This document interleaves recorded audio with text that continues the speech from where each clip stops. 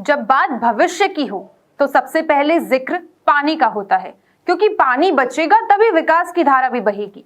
इसी सोच के साथ मुख्यमंत्री श्री भजनलाल शर्मा प्रदेश में कई जल परियोजनाओं को आकार दे रहे हैं। इसी कड़ी में जयपुर में एक ऐसा मंच सजा जहां अनुभव, तकनीक और जन भागीदारी को एक साथ जोड़ने की पहल दिखाई दी। क्या रही इसकी खासियत, देखिए हमारी ये खास रिपोर्ट। राजस्थान जैसे प्रदेश में जब पानी की हर बूंद कीमती हो, तब उसे सहेजना सिर्फ जिम्मेदारी नहीं बल्कि आने वाली पीढ़ियों के प्रति हमारा कर्तव्य भी बन जाता है। मुख्यमंत्री श्री भजनलाल शर्मा इसी सोच को जन आंदोलन में बदलने की कोशिश कर रहे हैं। इस विजन को लेकर जयपुर से राजस्थान वाटर कॉन्क्लेव 2026 का भव्य आयोजन हुआ। मुख्यमंत्री श्री भजनलाल शर्मा ने शिरकत कर इस कार्यक्रम को और खास बना दिया। राजस्थान वाटर कॉन्क्लेव में जल संसाधन मंत्री श्री सुरेश सिंह रावत, मुख्य सचिव श्री वी श्रीनिवास समेत जल संरक्षण के क्षेत्र से जुड़े अनेक विशेषज्ञ मौजूद रहे। कॉन्क्लेव में जल संरक्षण और बेहतर जल प्रबंधन को लेकर अहम चर्चा हुई। मुख्यमंत्री श्री भजनलाल शर्मा ने कहा कि सरकार के नवाचारों और जन भागीदारी से राजस्थान जल प्रबंधन के क्षेत्र में राष्ट्रीय मॉडल बनेगा। राजस्थान जैसा प्रदेश दूसरा कोई नहीं है, यह पोटेंशियल है।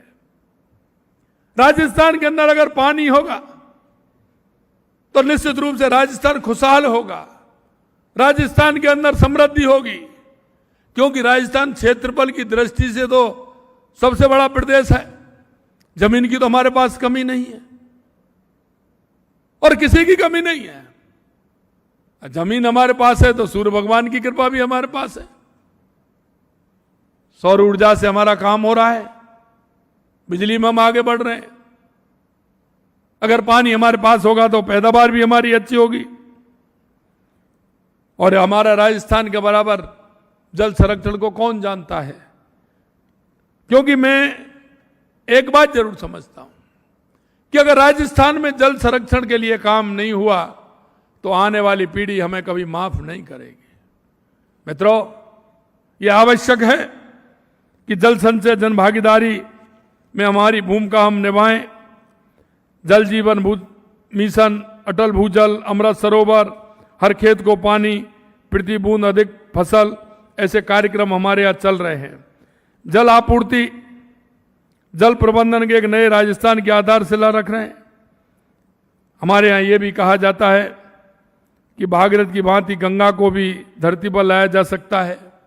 मैं आपको इतना ही कहना चाहता हूं, क्योंकि जो हमारा पानी आ रहा है वो पड़ोस के प्रदेशों से आ रहा है, लेकिन दिक्कत इस बात की होती है कि छोटी छोटी बातों में यहां आपस में भी दिक्कत होती है।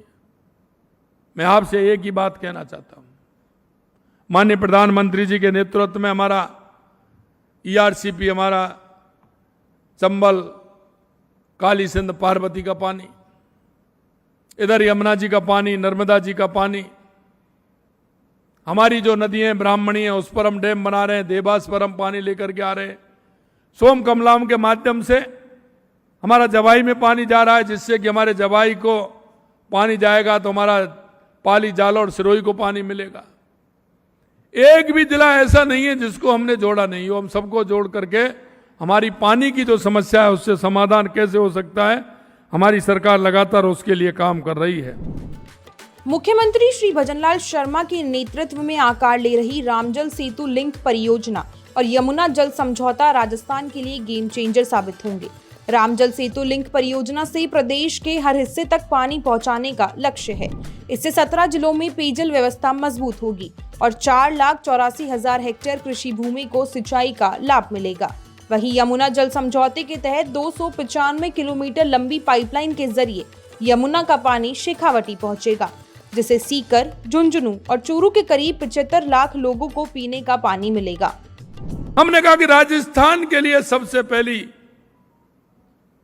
ऐसा कौन सी बात है जिसको हमें सबसे पहले हमारे उसमें लेना चाहिए और उसकी ओर हमें बढ़ना चाहिए।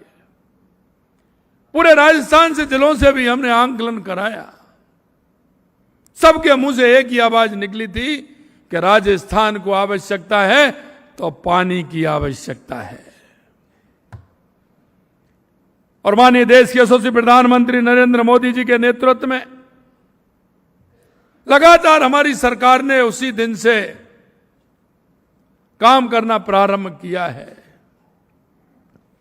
आपको पता होगा कि 15 दिसंबर 2023 को हमारी सरकार बनी थी। जनवरी के महीने में हमारी पूर्वी राजस्थान की ईआरसीपी, जिसको आज हम राम जल सेतु योजना के नाम से जानते हैं, जनवरी के महीने में मध्य प्रदेश के साथ एमओयू हुआ और दूसरे ही एक ही साल के अंदर 17 दिसंबर को देश के यशस्वी प्रधानमंत्री नरेंद्र मोदी जी ने उसका शिलान्यास किया। आज मैं कह सकता हूं कि राजस्थान के 17 जिलों में पीने का पानी, उद्योग के लिए पानी और 4,84,000 हेक्टेयर जमीन को सिंचाई का काम होगा। ये हमारे उन 17 जिलों में पूर्वी राजस्थान के में होगा और उसके लिए आज लगभग 24,000 करोड़ रुपए के काम प्रारंभ हो गए। और आप देख रहे हैं कि माननीय प्रधानमंत्री जी के नेतृत्व में और माननीय गृह मंत्री जी के सानिध्य में और अभी हमारा यमुना का एमओए भी हो गया और उसमें हमको पाइपलाइन के द्वारा पानी मिलेगा, उसकी डीपीआर भी बन गई। अगले कुछ दिनों में उसका भी शिलान्यास होने वाला है। मुख्यमंत्री ने कहा कि प्रदेश में जल प्रबंधन और पेयजल व्यवस्था को सुदृढ़ करने के लिए बड़े स्तर पर काम किए जा रहे हैं। अमृत 2.0 योजना के तहत 178 शहरी निकायों में पेयजल व्यवस्था मजबूत करने के लिए 5,100 करोड़ रुपए की स्वीकृति दी गई, जिनमें से 109 निकायों में काम शुरू हो चुका है। जल जीवन मिशन के माध्यम से 15 लाख से अधिक ग्रामीण परिवारों तक नल से शुद्ध पेयजल पहुंचाया जा रहा है। आपसे भी मैं कहूंगा कि इस जल के क्षेत्र में आप सभी का सहयोग मिले। लगातार जल जीवन मिशन में हम काम कर रहे हैं। 15 लाख से अधिक परिवारों को नल से शुद्ध पेयजल उपलब्ध कराया है। अमृत 2 योजना के तहत 178 शहरी निकायों में पेयजल व्यवस्था सुधार के लिए 5,100 करोड़ रुपए की स्वीकृतियां जारी हुई हैं। 109 निकायों में कार्यादेश जारी कर दिए गए हैं। अटल भूजल में 485 करोड़ रुपए जल संरक्षण एवं संवर्धन कार्य किए जा रहे हैं। सिंचाई परियोजना का कार्य समय पूर्ण किए जाने हेतु मुख्यमंत्री सिंचाई टास्क फोर्स का गठन किया गया है। किसान साथी ऐप के जरिए किसानों को घर बैठे सिंचाई जल की उपलब्धता की जानकारी मिल रही है। ऐसे बहुत सारे काम हमारी सरकार ने किए हैं। जल संरक्षण सिर्फ आज की जरूरत नहीं, बल्कि आने वाली पीढ़ियों के सुरक्षित भविष्य के लिए हम सबकी बड़ी जिम्मेदारी है।